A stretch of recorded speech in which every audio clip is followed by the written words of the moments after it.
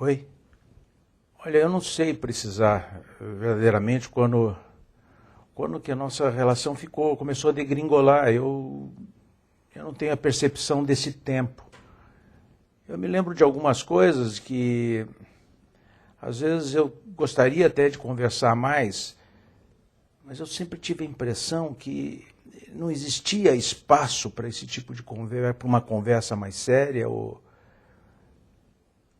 E a gente sempre foi levando a vida de uma maneira assim, sabe, com muitos amigos, sempre muitas saídas. E às vezes as coisas mais sérias a gente não punha percepção nisso. E eu acho que foi mesmo, foi degradando a nossa relação e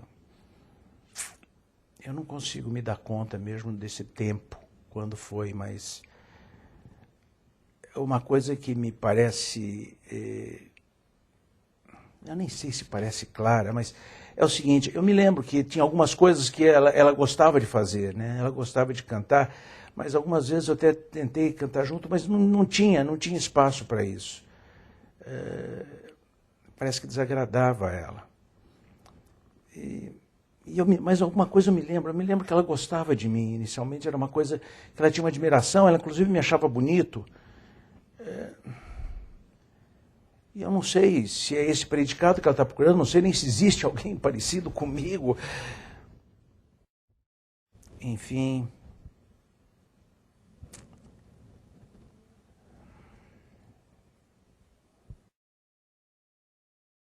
Mas o que te trouxe aqui hoje?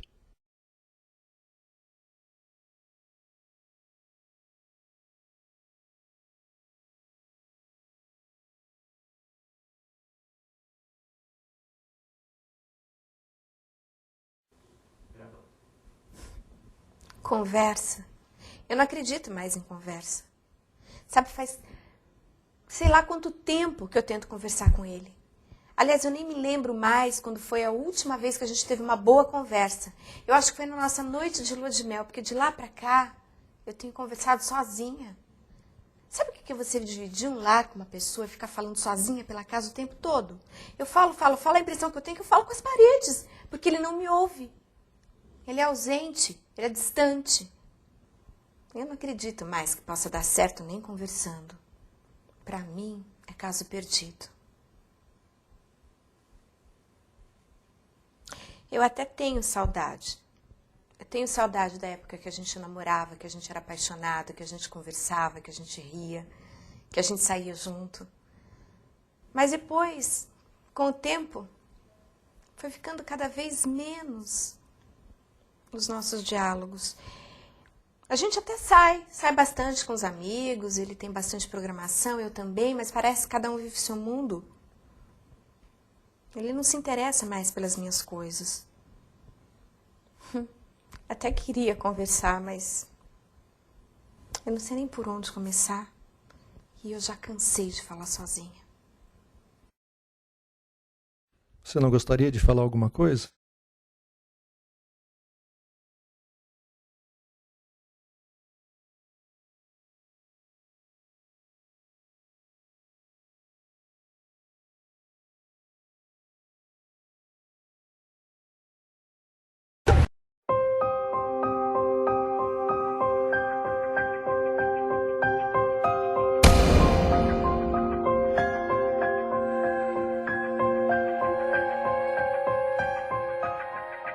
Hoje nós vamos conversar sobre comunicação. E o título da palestra de hoje é Tudo se resolve com uma boa conversa? Protesto. Protesto. Relacionamentos que se desgastam são relacionamentos formados por pessoas que deixam de acreditar em possíveis soluções. E uma das causas principais do desgaste numa relação conjugal tem a ver com a comunicação. Ou uma comunicação que nunca foi construída, ou uma comunicação que foi gradativamente perdida. O fato é que a palestra de hoje, ela serve não somente para você que é casado e que está tentando construir uma relação conjugal consistente, mas serve para você também como pai, você como filho, você como amigo, você como patrão, você como empregado, você como ser humano. Ontem, quando nós terminávamos o nosso encontro lá na Chácara Alphaville, um amigo me chamou num canto e disse: Ricardo, deixa eu te falar uma coisa. Eu disse: o quê? Fica à vontade. Ele falou: olha, não deixe de dizer para as pessoas que vão te ouvir amanhã que o que você vai falar também tem grande relação com a maneira como nós devemos nos comportar diante dos nossos ex-maridos, ex-esposas, ex-sogras, ex-sogros, ex-genros, ex-noras. Já já você vai entender por quê. Mas, falando sobre comunicação, comunicação não é algo tão fácil como a maioria das pessoas imagina, porque alguns acham que comunicar-se é simplesmente emitir sons, palavras, soltar palavras e o outro que se vire para entender o que eu quero dizer. A coisa não funciona bem assim. Quando um homem tenta se comunicar com uma mulher, por exemplo, aí começam os problemas. Porque homens funcionam de uma forma, mulheres de outra forma. Eu não vou me aprofundar nessa questão agora. Eu vou me aprofundar numa outra questão. Na teoria da comunicação, a gente costuma dizer que aquele que comunica, ele comunica a partir de um fundo de experiência. Ou seja, quando eu converso com você, eu converso fazendo uso de palavras, de conceitos, de ideias, que são fruto de toda a minha experiência vivida ao longo de anos. Junto com a minha comunicação, vem valores que eu adquiri na infância, na adolescência, no convívio familiar, nos livros que eu li, nos filmes que eu assisti e assim por diante. Nós não nos comunicamos a partir do nada, nós nos comunicamos a partir de um fundo de experiência. E aí começam os nossos problemas. Porque a outra pessoa com quem nós nos comunicamos não tem o mesmo fundo de experiência. Não tem. Quando duas pessoas se encontram para conversar, muitas vezes elas têm um espaço muito pequeno que nós chamamos de fundo de experiência comum. É claro, na caminhada conjugal, dependendo de como você lidar com a comunicação, você tem a chance de aumentar o fundo de experiência comum. Mas quando casais não insistem no aperfeiçoamento da comunicação, eles não só não mantêm o fundo de experiência comum, que ainda é pequeno, mas muitas vezes eles perdem esse fundo de experiência comum.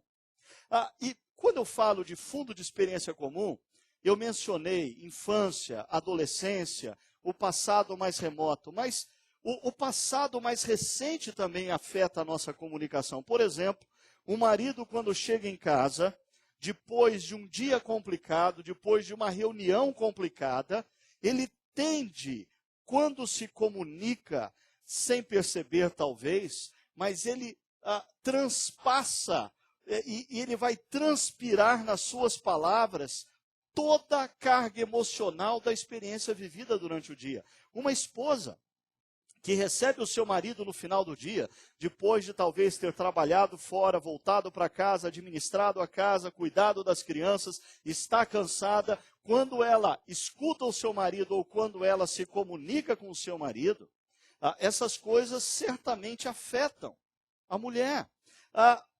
Quando uma mulher escuta o que seu marido está dizendo, nós precisamos nos lembrar que ela escuta não a partir do fundo de experiência dele, mas a partir do fundo de experiência dela. Deixa eu dar um exemplo para ficar bem mais claro. Imagine, por exemplo, que uma mulher está se sentindo gorda, ok? Imagina, é difícil encontrar mulheres que se sentem assim, mas faz de conta, faz um esforço aí. Imagina uma mulher que está se sentindo gorda, ok?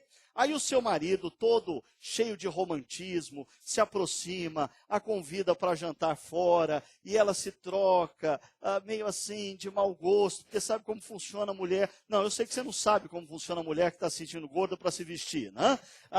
Mas eles conseguem sair, eles chegam no restaurante, e o marido leva a mulher num restaurante que ele teve com um amigo uma semana antes, que ele gostou demais. E os dois recebem o cardápio e a mulher naquele sentimento. Eu tô gorda, eu tô gorda, eu tô gorda, eu tô gorda, né? Aí ela está procurando alguma coisa para comer e o marido atenciosamente, sem saber do que está se passando, ele faz uma observação achando que poderia ajudar. Ele diz assim: querida, semana passada eu vim aqui com um amigo meu e olha, eles têm aqui um cardápio light sensacional.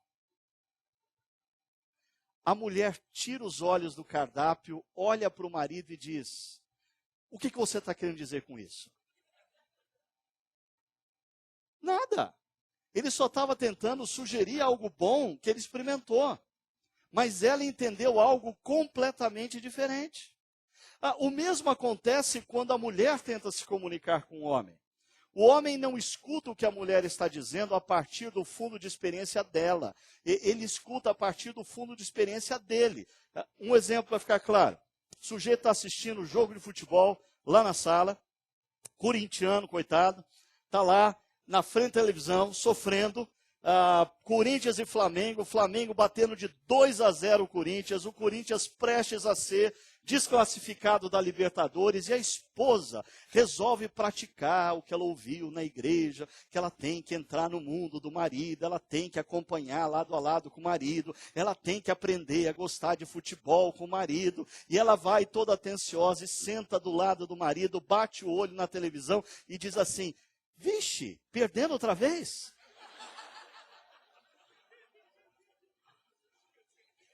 Ele só escuta o outra vez. Ele vira para ele: o que você está querendo dizer com isso? Ela só estava tentando entrar no mundo dele, ela estava tentando ser empática ao sofrimento dele. Mas ele escuta na perspectiva dele. E vê a esposa como uma agressora, não como uma amiga, como uma companheira que está tentando se comunicar com ele.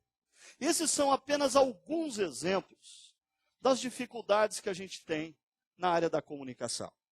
O fato é o seguinte: pessoas que querem se comunicar melhor, umas com as outras, com os amigos, com os funcionários, com patrões, com filhos, com pais, com tios, com tias, com esposa, com marido. São pessoas que precisam aprender a se conectar no mundo das outras. Você tem que exercitar não falar a partir da sua experiência, mas a partir da experiência do outro. Talvez algumas pessoas que têm estado com a gente aqui na Chácara Primavera não se dão conta disso. Mas muitas pessoas voltam porque vêm até a nossa comunidade, escutam um estudo bíblico, escutam uma palestra e saem dizendo: puxa vida, eu nunca havia entendido a Bíblia de maneira tão prática, de maneira tão atual, isso aí faz sentido na minha vida. Sabe por que isso acontece? Porque nós procuramos ensinar a Bíblia aqui não na perspectiva do religioso que já leu a Bíblia, que conhece todos os conceitos, que conhece todas as histórias, mas nós procuramos ensinar a Bíblia na perspectiva, fazendo contato com o fundo de experiência daquele que está em busca de uma relação com Deus, mas não tem todo esse background, não tem toda essa experiência com a Bíblia, com a religiosidade, com os conceitos e assim por diante. O mesmo serve nas nossas relações interpessoais. E hoje, eu queria fazer uso de um trecho do livro de Colossenses, e eu queria mais uma vez insistir com vocês com uma coisa. Tudo bem aí, Felipe? Eu queria insistir com vocês numa coisa. Grande parte dos nossos problemas familiares, eles não são decorrentes do fato de nós não conhecermos as técnicas mais aprimoradas de como ser marido, como ser esposa, como ser pai, como ser filho. grande parte dos nossos problemas familiares são decorrentes tão somente do fato de que nós não temos vivido o discipulado de Cristo de forma sensível e coerente. A minha tese hoje, mais uma vez, assim como semana passada, é a seguinte: se você se aproximar de Cristo, se render ao amor de Cristo e decidir ser discípulo de Cristo, o simples fato de você seguir a Cristo solucionará grande parte dos seus problemas. Não estou querendo dizer, venha e se renda a Jesus e todos os seus problemas de hoje para amanhã vão desaparecer. Não, eu estou dizendo, a partir do momento que você passa a viver os princípios e os valores do discipulado de Cristo, você vai se tornar um marido melhor, você vai se tornar uma esposa melhor, você vai se tornar um pai melhor, uma mãe melhor, um filho melhor, um amigo melhor, um funcionário melhor, um patrão melhor. Veja só, em Colossenses capítulo 3, verso 18 e 19, Paulo fala do relacionamento marido e mulher. Nos 2 versos seguintes, ele fala do relacionamento pais e filhos. Só deixa eu abrir parênteses aqui. Eu sei que o pessoal que está acompanhando a gente pela internet está com um probleminha, eles não estão conseguindo ver os slides, tá bom?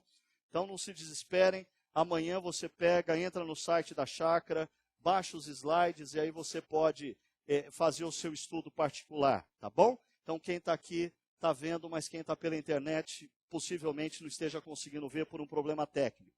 Agora, voltando, se Paulo, em Colossenses 3, 18 e 19, fala da relação marido e mulher, e no verso seguinte fala da relação pais e filhos, muitas pessoas não se apercebem que esses 2 textos fazem parte de um contexto maior. E o contexto maior envolve Colossenses 3, de 12 a 17, que fala do estilo de vida do discípulo. Então, o que eu quero insistir com vocês,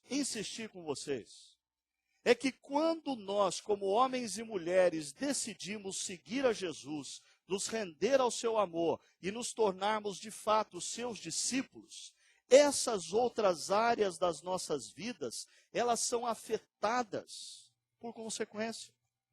Nós nos tornamos melhores esposos, melhores esposas, melhores pais, melhores filhas e filhos. Por quê? Porque nós seguimos a Jesus. Dê uma olhada no que o apóstolo Paulo escreve em Colossenses 3, verso 12, a partir daí. Portanto, como povo escolhido de Deus, santo e amado, revistam-se de profunda compaixão, bondade, humildade, mansidão e paciência. Suportem-se uns aos outros e perdoem as queixas que tiverem uns contra os outros. Perdoem como o Senhor lhes perdoou. Acima de tudo, porém, revistam-se do amor, que é o elo perfeito. Que a paz de Cristo seja o juiz em seu coração, visto que vocês foram chamados para viver em paz, como membros de um só corpo, e sejam agradecidos.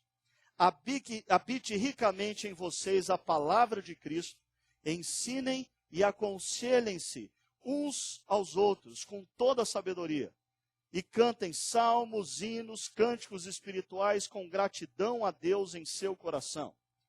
Tudo o que fizerem, seja em palavra, seja em ação, façam-no em nome do Senhor Jesus, dando por meio dele graças a Deus Pai. O que esse texto pode nos ensinar e o quanto o estilo de vida de um discípulo afeta a comunicação na família. Eu diria que esse texto, ele tem 2 implicações para a nossa comunicação, para a nossa relação enquanto homens e mulheres, quer dentro da família, quer fora da família. Primeiro, tem a dimensão interna, que é a intensificação da qualidade da comunicação. Eu diria que quando nós nos rendemos a Jesus e nos tornamos seus discípulos, nós somos desafiados a desenvolvermos no nosso coração e na nossa alma algumas disposições, e nós somos desafiados a desenvolver determinadas atitudes que certamente intensificam a qualidade da nossa comunicação com as pessoas que nos cercam. Por outro lado, existe uma dimensão externa, a valorização da boa orientação e conselho. Quando nós nos rendemos a Jesus e nos tornamos seus discípulos, nós nos tornamos homens e mulheres mais ensináveis. Nós estamos prontos a ouvir conselhos, bons conselhos e boas orientações que nos façam crescer. Deixa eu mostrar um pouquinho para vocês, primeiramente, alguns aspectos dessa dimensão interna que tem a ver com a intensificação da qualidade da comunicação. Esses versos que eu li com vocês de Colossenses, eles são, como todos os textos da palavra de Deus, são versos altamente ricos, cheios de detalhes. Cada palavra daria para a gente fazer um estudo em cima dele. Então, eu pensei, como eu posso colocar tudo isso numa só palestra? Eu decidi organizar esse negócio de uma maneira, a maneira mais didática possível, para você compreender a importância desses conceitos. Como eu fiz isso?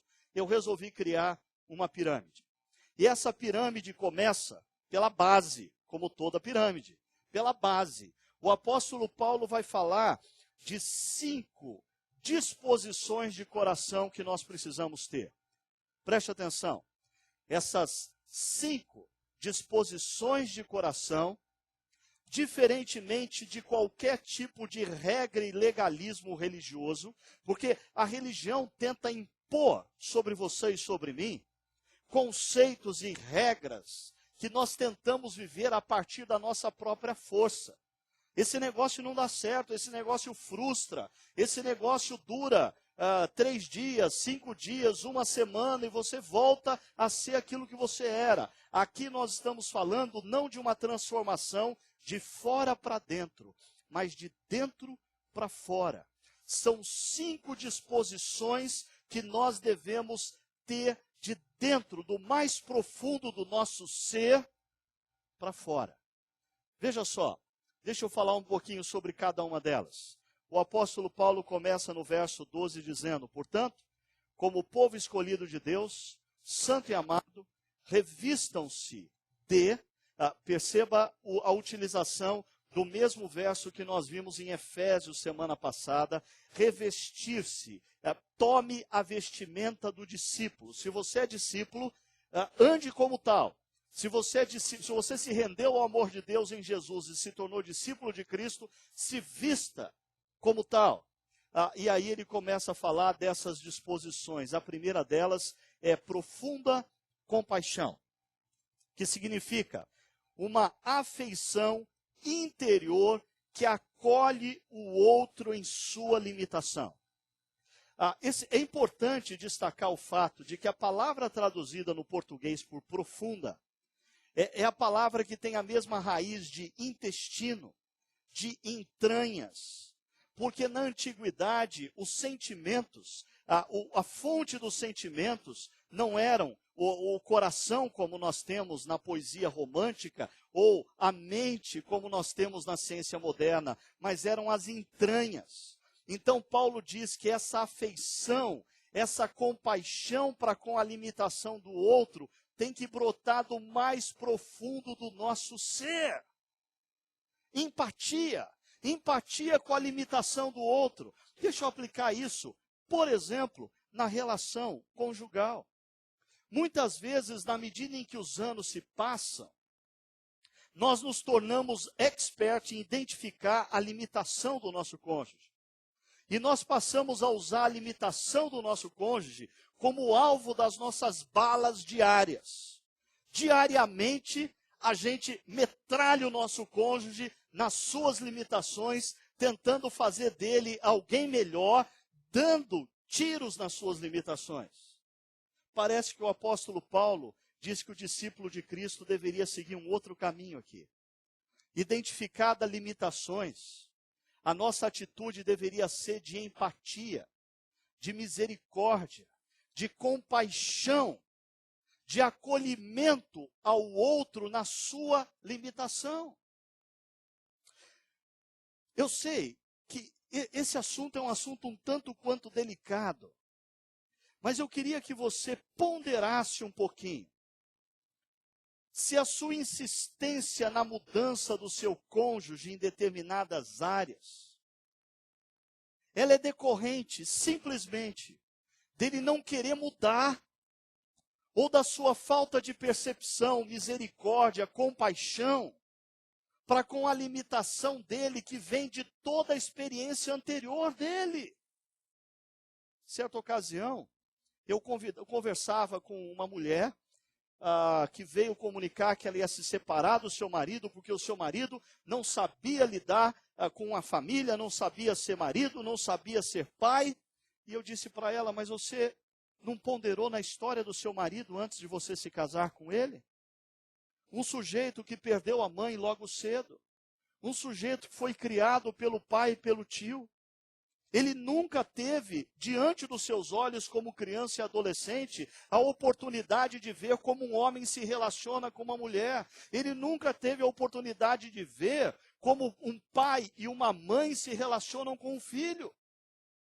Você está demandando, eu dizia para ela, demandando do seu marido o que ele não tem para oferecer. Existem aspectos do nosso cônjuge que nós precisamos aprender a trabalhar o nosso coração, para que o nosso coração seja mais misericordioso, seja mais compassivo, seja mais empático e acolha a limitação do outro. A segunda disposição de coração é a bondade. A bondade aqui significa uma disposição interior de prover algo ao outro num gesto de cuidado e carinho. A palavra aqui, ela é muito próxima de cordialidade, de gentileza. Você já parou para perceber que quando a gente não tem intimidade com as pessoas, via de regra nós somos bem mais cordiais e gentis do que quando nós desenvolvemos intimidade? Isso é um mal. No começo da relação, a gente abre a porta para o outro entrar no carro, a gente leva copo de água, a gente leva cafezinho na cama, a gente tem atos de bondade que nutrem no coração do outro um campo fértil para a comunicação. Mas na medida em que os anos se passam, muitos casais perdem a cordialidade um com o outro. Não só os casais, filhos deixam de serem cordiais com seus pais. Pais deixam de ser cordiais com os seus filhos. Agora, Paulo está dizendo, se você é discípulo de Cristo, exercite o seu coração para ser mais misericordioso, compassivo, mas também mais bondoso, mais dado a perceber pequenas atitudes através das quais você vai demonstrar a bondade de Cristo ao outro. Terceira disposição de coração, humildade, decisão interior de não considerar-se superior ao outro. Eu queria chamar a sua atenção aqui pelo seguinte: tem muita gente que forja humildade, tem muita gente que sabe como parecer humilde. No entanto, no seu coração e na sua mente, ele continua se achando superior aos demais. Superior aos seus funcionários, superior à sua esposa, ou superior ao seu marido, superior às suas amigas. E o discípulo de Cristo precisa exercitar de dentro para fora uma decisão, uma disposição de coração de não considerar-se superior ao outro. Quarta disposição de coração, mansidão. E aqui a coisa pega especialmente para mim.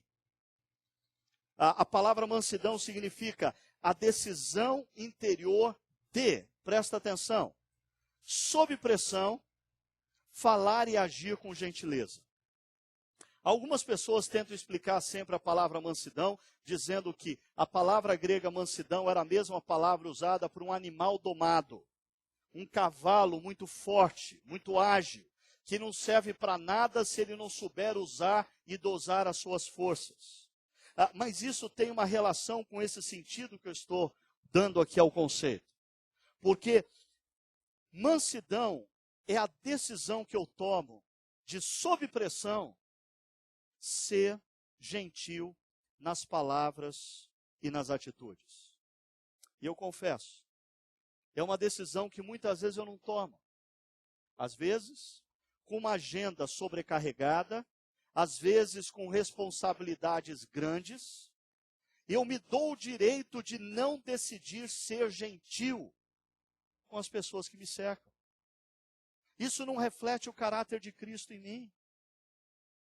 Muitas vezes o marido, diante da pressão do trabalho, se dá o direito de chegar em casa e falar e agir sem gentileza com a esposa e com os filhos. A esposa, sob a pressão de muitas coisas para cuidar, seja fora de casa, seja dentro de casa, a esposa cansada de cuidar de crianças pequenas, às vezes se dá o direito de não tratar o seu marido e aqueles que lhe cercam com gentileza, nas palavras e atitudes. Essa é uma disposição interior, uma decisão de sob pressão. Eu quero tratar as pessoas com gentileza. Eu quero falar com gentileza, eu quero agir com gentileza. E a quinta disposição, paciência. Exercício interior na direção do longo ânimo ou perseverança. Aquela nossa amiga que deu o depoimento no vídeo, ela demonstrava claramente não ter mais paciência com o seu cônjuge.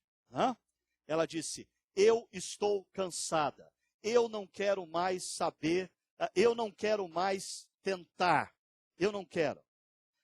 No entanto, aqueles que conhecem a Jesus e aqueles que se rendem ao amor de Jesus e aqueles que dizem que estão aprendendo numa caminhada com Jesus, não podem abrir mão da esperança. Porque nós aprendemos na própria vida de Jesus, que Jesus morreu, mas no terceiro dia, Jesus ressuscitou. Jesus é aquele que tem o poder de mudar relações, tem o poder de transformar pessoas. Enquanto Deus for Deus, e Ele certamente continuará sempre sendo Deus, aquele que se diz discípulo de Cristo não pode abrir mão da esperança. Deus tem o poder de intervir numa relação e transformar, sim. Por isso, veja só, quando nós pensamos nessa base, nessas disposições de coração, profunda compaixão, bondade interior, humildade, uma decisão de não se considerar superior, mansidão, uma decisão de não agir ou falar sem gentileza, sob pressão, paciência. Você já parou para perceber que essas características nada mais são do que as características de Jesus Cristo? Jesus é isso aqui.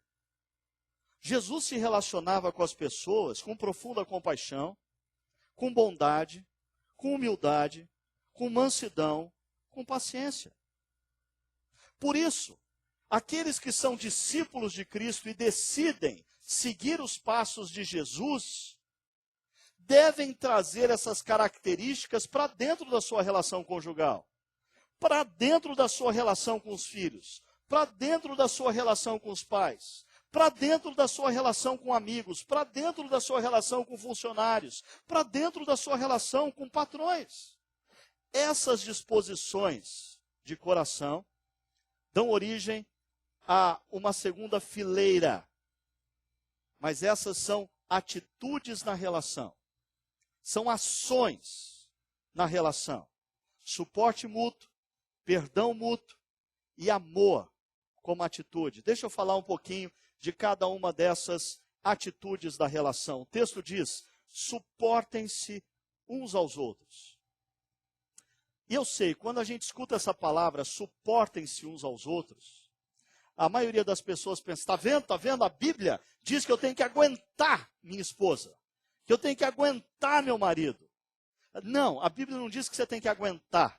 O termo suportar aqui, ele é um pouquinho mais profundo, ele fala de escorar o outro, de apoiar o outro, de sustentar o outro.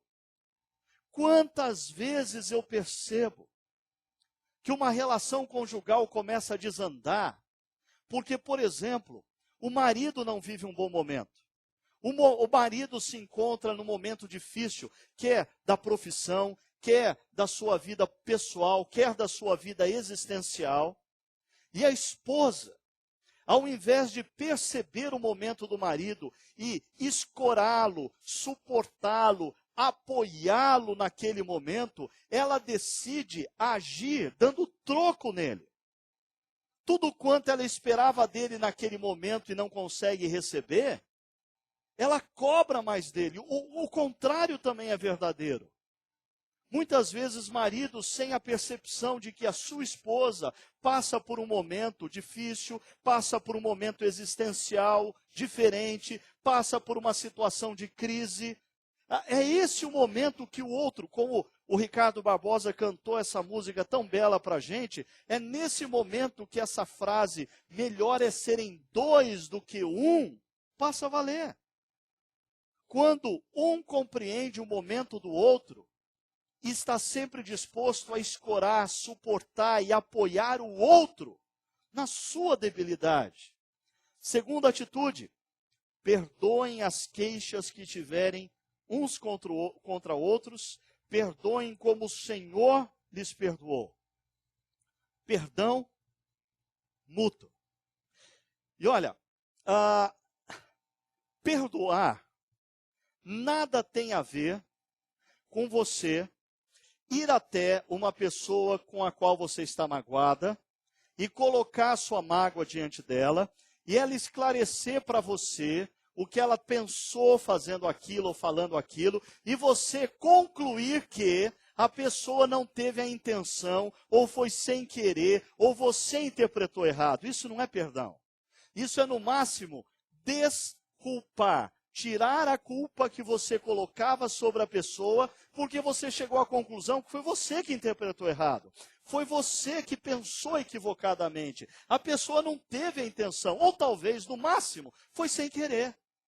O grande problema e o grande desconforto da palavra perdão é que perdão significa você abrir mão da cobrança da dívida de alguém que realmente lhe deve, alguém que realmente lhe causou prejuízo, alguém que lhe feriu emocionalmente, alguém que lhe causou prejuízo financeiro, existencial, na sua vida, na sua história. A única forma de você se relacionar com essa pessoa não é indo até ela e tentando, de alguma maneira, descobrir um jeito de reinterpretar a história de uma forma que ela passe por alguém que não teve a intenção. Não, ela teve a intenção, ela te feriu, ela te prejudicou, ela te usurpou, ela gerou dano na sua vida. O que você precisa fazer? Oferecer o perdão. Cancelar a dívida. Liberar. Eu sei, a maioria das pessoas que escuta isso fala, Ricardo, isso é loucura, se você soubesse o que ele fez comigo, se você soubesse o que ela fez comigo. O grande problema é que essas pessoas não se apercebem que o maior beneficiário do perdão não é quem recebe o perdão. Sendo muito realista com você, muitas vezes quem você perdoa não está nem aí para o teu perdão. Quem você perdoa talvez nem tenha consciência de que você o perdoou ou a perdoou. Mas o grande beneficiário do perdão é aquele que oferece o perdão. Por quê? Porque o processo do perdão, ele é decorrente da amargura que a gente coloca no coração em relação ao ofensor, e é como se a gente pegasse o ofensor, abrisse o nosso coração, colocasse uma cela dentro do nosso coração, jogasse a pessoa dentro dessa cela, fechasse a cela, e a gente diz para nós mesmos, essa pessoa vai morrer nessa cela, então Toda manhã a gente se lembra do que essa pessoa fez, porque a gente não pode deixar a amargura morrer no coração. Todo final de tarde a gente lembra um pouquinho do que a pessoa fez, porque a gente tem que alimentar a amargura no coração. E antes de dormir, a gente relembra um pouquinho mais do que a pessoa fez, para deixar bem claro por que nós a mantemos presa no nosso coração. O grande problema é que essa pessoa não está presa no seu coração. A única pessoa presa é você. Você se tornou o carcereiro da sua amargura. Você tem que vigiar a sua amargura de manhã, à tarde e à noite.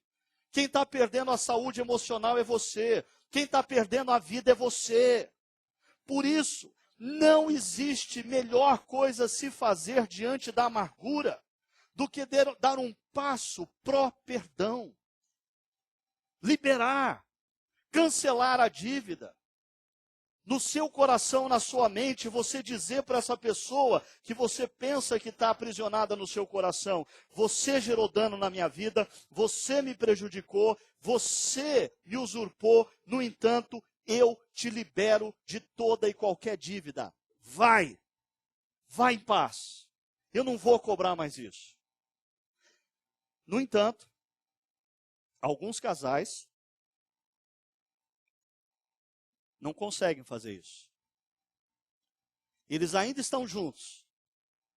Mas quando o clima esquenta, não são poucas as vezes que a esposa tira da manga o papelzinho com as memórias das amarguras. Ou quando o marido tira do bolso a lista das amarguras. Casais que insistem em não liberar o outro para que o próprio casal tenha o direito de um futuro. A melhor forma que eu tenho para elucidar isso é me lembrando que quando eu tinha por volta de uns 8, 9 anos de idade, eu não parava quieto, naquele tempo. Né? Tinha uma construção de um prédio perto de onde eu morava. E eu não era permitido entrar naquela construção, mas eu entrei. E junto com os meus amigos. E a gente pula de um muro para o outro e corre na construção. De repente, eu fui pular um muro e tinha alguns ferros que saíam do alicerce do prédio. E eu enrosquei a perna num daqueles ferros e eu fiz um rasgo na minha coxa. Doeu demais. Durante algumas semanas, eu tive que fazer curativo, eu andava mancando na escola, não podia jogar futebol. Depois, cicatrizou, começou a cicatrizar. Mas durante alguns meses ainda, quando eu apertava aquela ferida, aquela cicatriz doía. Com o passar do tempo, eu sentia uma leve coceirinha. Hoje em dia, eu não sinto nada, eu não manco, eu posso apertar a cicatriz e não me dói. No entanto, quando eu olho para a cicatriz, eu me lembro que como ela foi gerada. É isso que acontece quando a gente decide perdoar. Perdoar não é um ato mágico de se esquecer do que aconteceu. Mas perdoar é um ato gracioso de decidir não permitir mais que aquele ferimento tenha poder sobre a sua vida.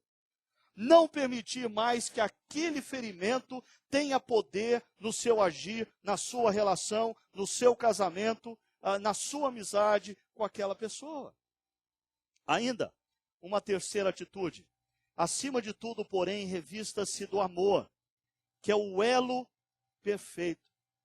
E aqui, o termo amor é o amor ágape. Amor, atitude, não amor sentimento. Porque, eu já disse isso em outras ocasiões, o grande problema da nossa cultura é que nós associamos o amor a sentimento, a química. Né? Rolou uma química entre a gente. Então, quando a gente é adolescente, jovem, garotão, garotona, a gente olha um para o outro e a gente gosta do jeito um do outro, a gente gosta dos olhos um do outro, do cabelo um do outro e rola a química. No entanto, com o passar do tempo, o corpo muda, a face muda, os olhos caem, o cabelo também. Né? E aí, se a gente está dependendo dessa química, como que continua a relação?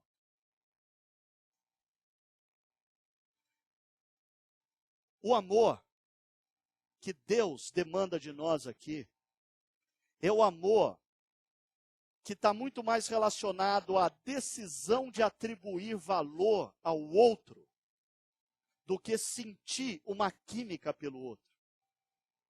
Esse amor pode ser bem elucidado quando a gente pensa na forma como Deus decidiu nos amar. Você já parou nisso?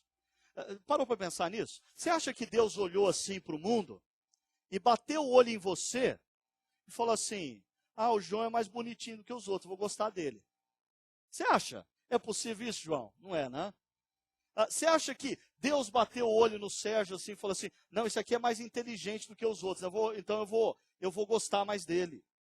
Deus não decidiu nos amar porque nós tínhamos qualquer mérito. Deus não decidiu nos amar porque nós éramos melhores do que os outros. Não, Deus decidiu nos amar porque Ele decidiu atribuir valor a nós. Ele olhou para cada um de nós e Ele disse: eu quero amar essa pessoa, ponto final. Você acha isso muito utópico? Mas não é o que acontece, por exemplo, com pais que adotam uma criança? Antes deles adotarem essa criança, eles nem sabiam que essa criança existia. Por isso eles não sentiam absolutamente nada para com essa criança. De repente, um dia, eles batem os olhos naquela criança e eles decidem adotar aquela criança. Quando eles decidem adotar aquela criança, eles estão decidindo atribuir valor àquela criança. Eles estão decidindo chamar aquela criança de filho, de filha. É atribuir valor. E eles passam então a amar aquela criança porque eles decidiram amar. Relações conjugais duradouras são relações em que pessoas decidiram construir o amor. Como? Diariamente decidindo atribuir valor ao outro. No casamento, na medida em que a gente se conhece, na medida em que a nossa relação vai se desgastando, nós somos desafiados e tentados a não dar valor ao outro, mas aquele que segue a Jesus e quer ser parecido com Jesus, precisa dentro do casamento, constantemente, diariamente, atribuir valor ao outro, olhar para sua esposa, olhar para o seu marido e decidir-se diariamente amar, amar e amar. Agora, se nós temos as disposições de coração, e como consequência, nós temos as atitudes na relação, o topo dessa pirâmide fala da vida em paz. Olha o que diz o verso 15. Que a paz de Cristo seja o juiz em seu coração, visto que vocês foram chamados para viver em paz. Eu conheço muita gente que usa esse texto fora do contexto para justificar suas decisões. Não, eu tomei aquela decisão porque eu senti paz no coração. Não é isso que esse texto está dizendo. Se você tomar uns calmantes, se você tomar uns comprimidinhos, você decide por qualquer coisa, você sente paz. Né? O texto, a ênfase do texto, o contexto não fala de decisão. O contexto fala de relacionamento. O contexto está dizendo que nós precisamos agir sempre pró-paz. É um eco do que Paulo fala em Romanos: no que depender de vós, tende paz com todos. Nem sempre a gente consegue ter paz com todos, porque nem sempre todos querem ter paz. Mas no que depender de você como discípulo de Cristo, tende paz com todos. Olha só a segunda linha do texto. Visto que vocês foram chamados para viver em paz. Se a sua relação conjugal anda tumultuada, se a sua relação com seus filhos anda complicada, se a sua relação em família anda em pé de guerra, se a sua relação com os amigos não anda legal, eu queria dizer para você o seguinte: não é isso que Deus quer te oferecer em Jesus. Em Jesus Cristo, Deus quer te oferecer uma vida de paz. O desejo de Deus para você é que a sua relação conjugal seja uma relação de paz, que a sua relação com seus amigos seja uma relação de paz, a sua relação com seus filhos seja uma relação de paz. O grande problema é que todos nós queremos paz, mas nem sempre nós queremos pagar o preço para a construção da paz. Porque se você olhar essa pirâmide atentamente, o preço para a construção da paz começa onde? Na minha alma, no meu coração. Não é o outro que tem que mudar. Se eu quero construir a paz, em primeiro lugar, eu tenho que mudar.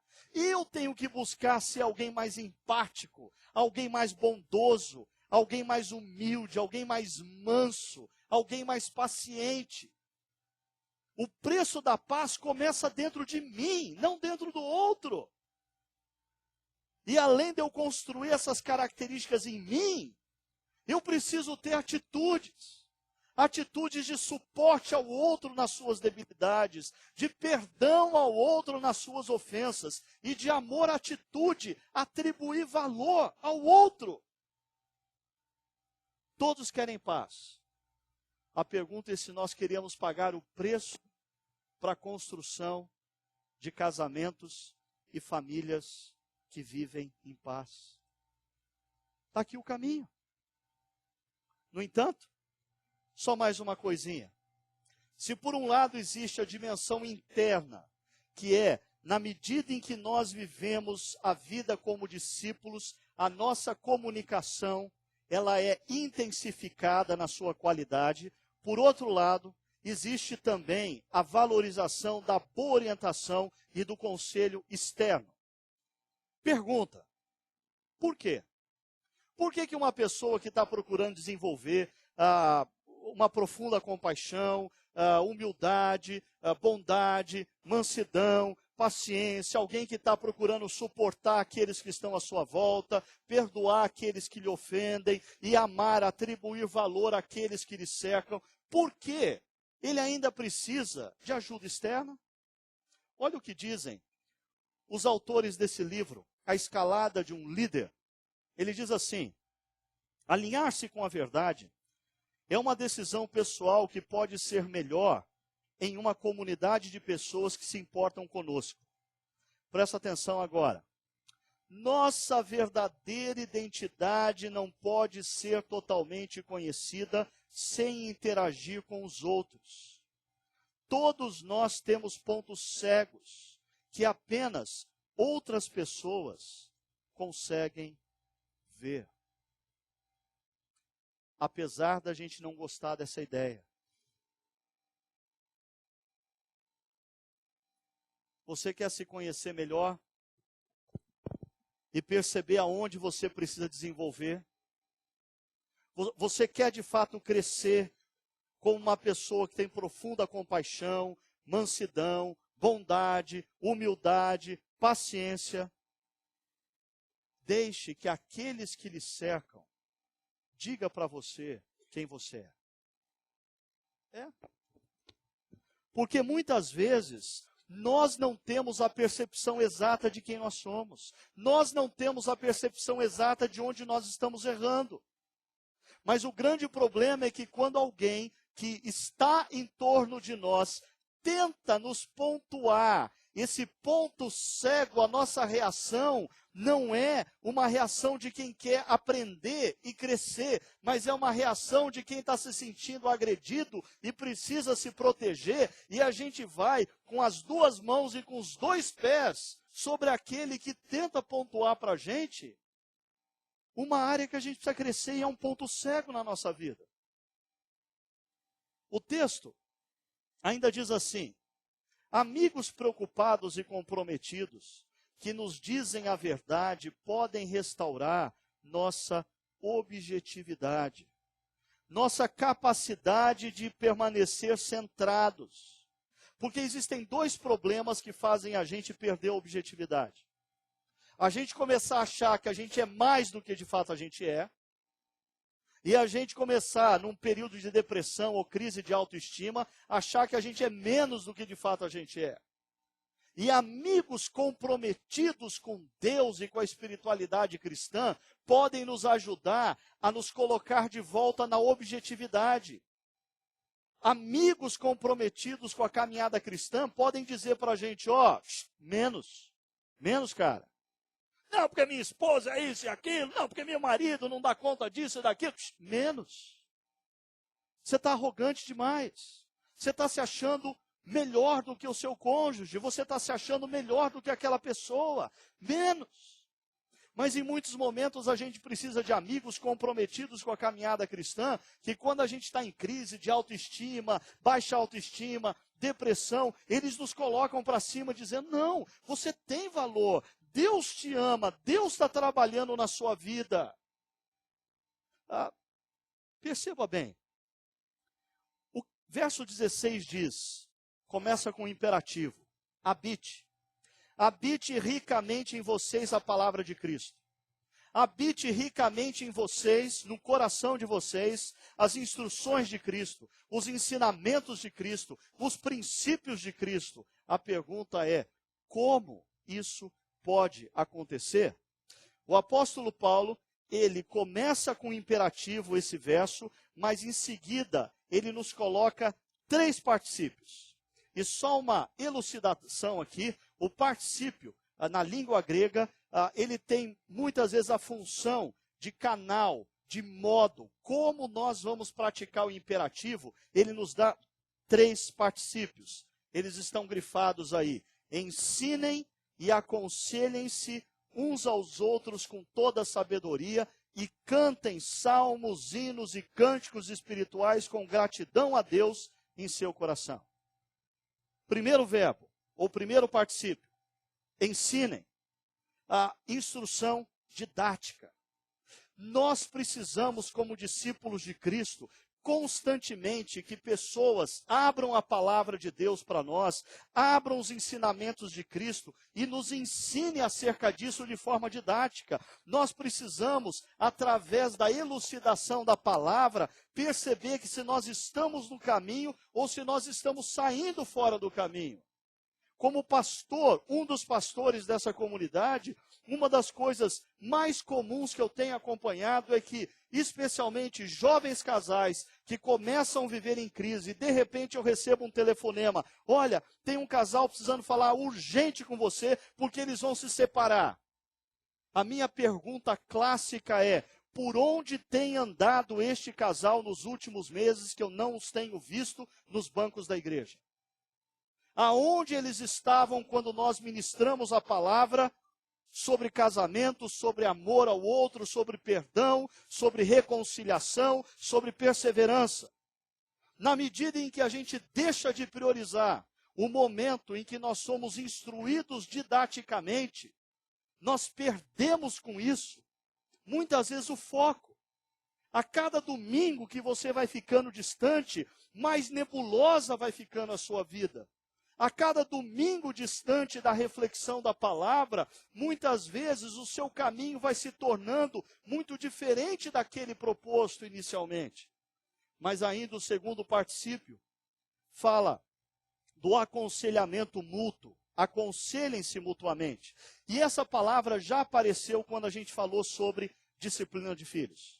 E eu disse que essa palavra usada lá é a conversa do pai com o filho, ora confrontando o filho quando ele está errado, ora encorajando o filho quando ele está certo. O texto aqui está dizendo que nós precisamos não apenas da instrução didática, mas nós precisamos uns dos outros. Nós precisamos de amizade espiritual. Nós precisamos de gente que nos confronte quando a gente está errado. Gente que nos encoraje quando a gente está certo. E para mim aqui entra a importância de você estar vinculado num grupo pequeno dessa comunidade ou da sua comunidade. Porque na medida em que uma igreja cresce, as pessoas começam a se tornar meio que anônimas no meio da multidão. Isso é um perigo muito sério. Apesar da instrução didática domingo após domingo, você precisa ter um grupo pequeno no qual a pessoa conheça você, saiba quem você é, conheça a sua família, conheça as suas crises, conheça os seus dilemas e possa te ajudar, encorajando você e confrontando quando você está errado. E o último particípio fala de cantar. Cantem, cantem. Interessante, é um momento de adoração comunitária. Aqui deixa eu abrir um parênteses para o seguinte, porque a nossa comunidade sofre de um mal crônico, mal crônico. Grande parte das pessoas que frequentam essa comunidade pensam mais ou menos assim, bom, a reunião começa às 6, bom, tem aquelas cantorias, se eu chegar às 6h25 eu pego a palavra. Eu vou de manhã. A reunião de manhã começa às 10. Tem aquele povo cantando lá. Se eu chegar com 30 minutos, eu pego a palavra. Porque o que importa é a palavra. Não. Não é o que o texto bíblico está dizendo. O texto bíblico está dizendo que a palavra é importante, o ensino didático. A comunhão é importante, o confronto e o encorajamento. Mas a oportunidade de você estar no meio da comunidade cristã, cantando hinos, cânticos e salmos, é momento em que Deus fala no seu coração, é momento que Deus te encoraja, é momento em que o Espírito Santo sopra sobre você. Queria apenas chamar a atenção para duas coisas. O ensino e o aconselhamento deve ser com sabedoria, com sofia, e no contexto aqui, sabedoria de Deus. Nós não estamos falando de instrução didática, confronto e encorajamento de pessoas que vivem princípios da nossa cultura. Não, nós estamos falando de ensino, de encorajamento, de confronto de pessoas que vivem a sabedoria de Deus.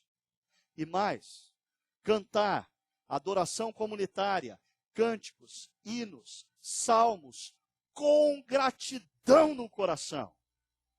Não por obrigação.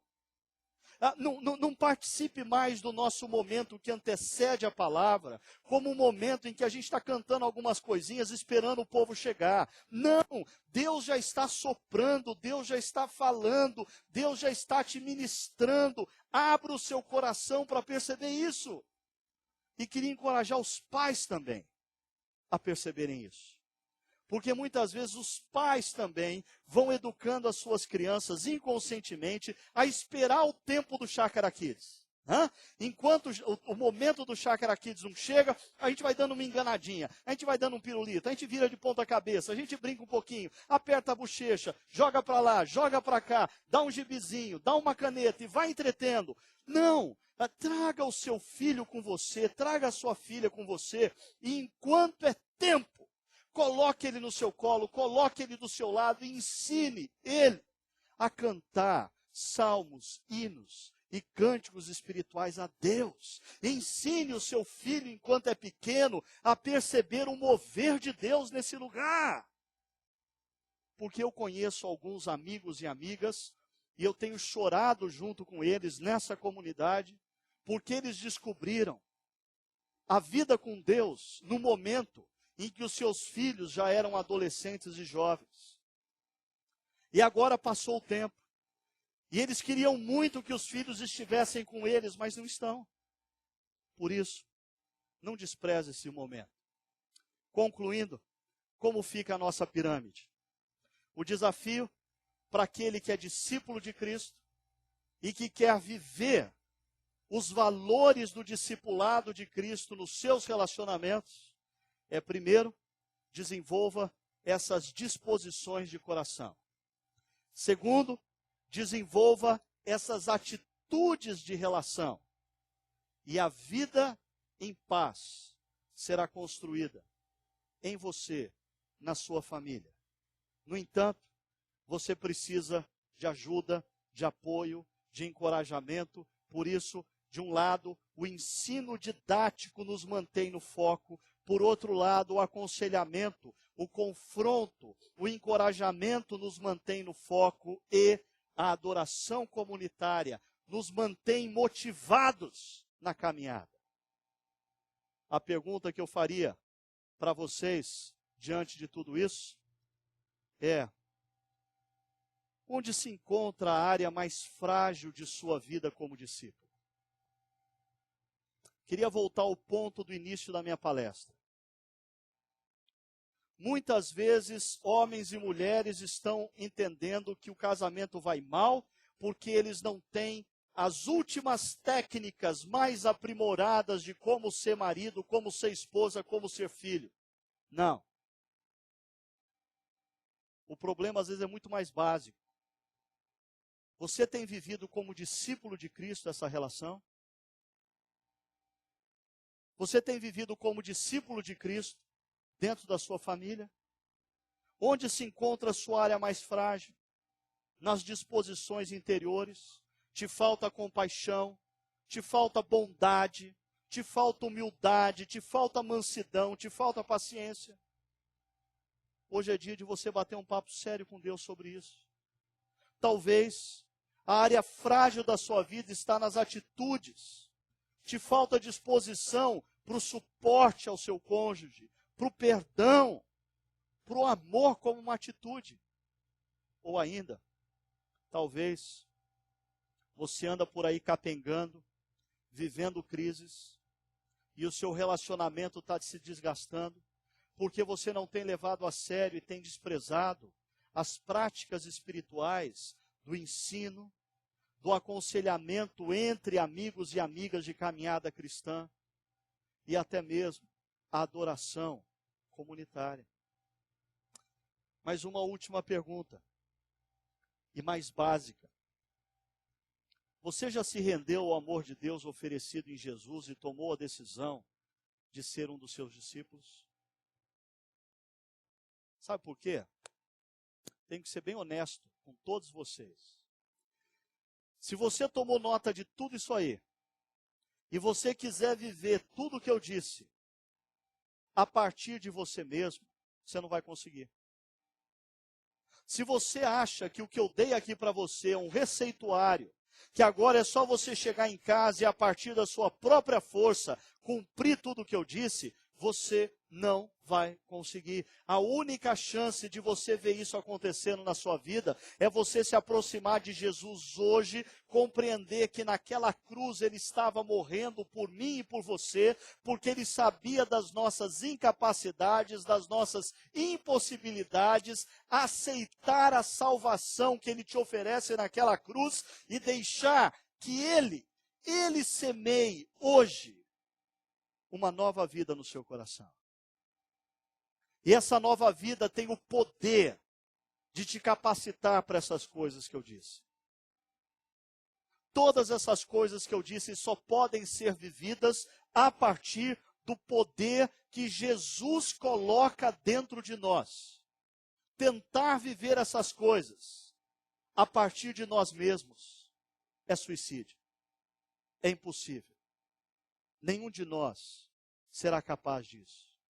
Por isso, talvez o primeiro passo nessa noite para você seja dizer: Senhor, eu quero me render aos teus pés. Eu quero te receber como meu Salvador. E eu quero me tornar um discípulo teu. Faz de mim um discípulo. Semeie em mim o poder para eu ser isso aqui. Vamos curvar nossas cabeças e vamos ter um tempo de conversa com Deus.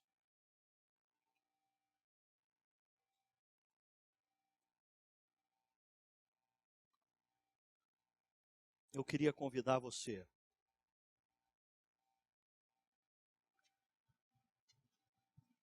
a se deixar iluminar pelo Espírito de Deus no seu coração, na sua mente.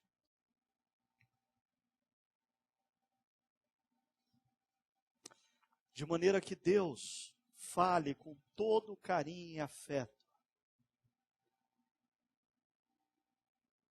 Quais são as áreas frágeis na sua relação com Ele.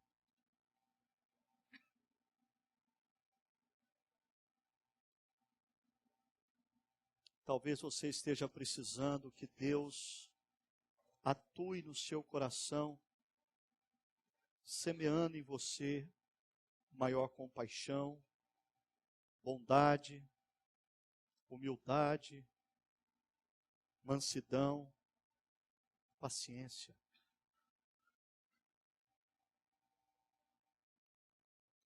Talvez você esteja precisando do poder de Deus, renovando as suas forças para você suportar aqueles que te cercam, perdoar aqueles que te ofenderam e renovar o seu amor por eles.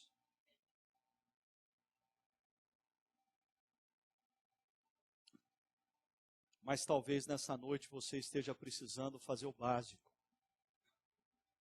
Correr na direção de Jesus, se jogar aos pés dele e dizer: Jesus, eu te recebo como meu Salvador e eu quero ser teu discípulo. Semeie em mim o poder desse novo homem e dessa nova mulher que só o Senhor pode fazer em mim.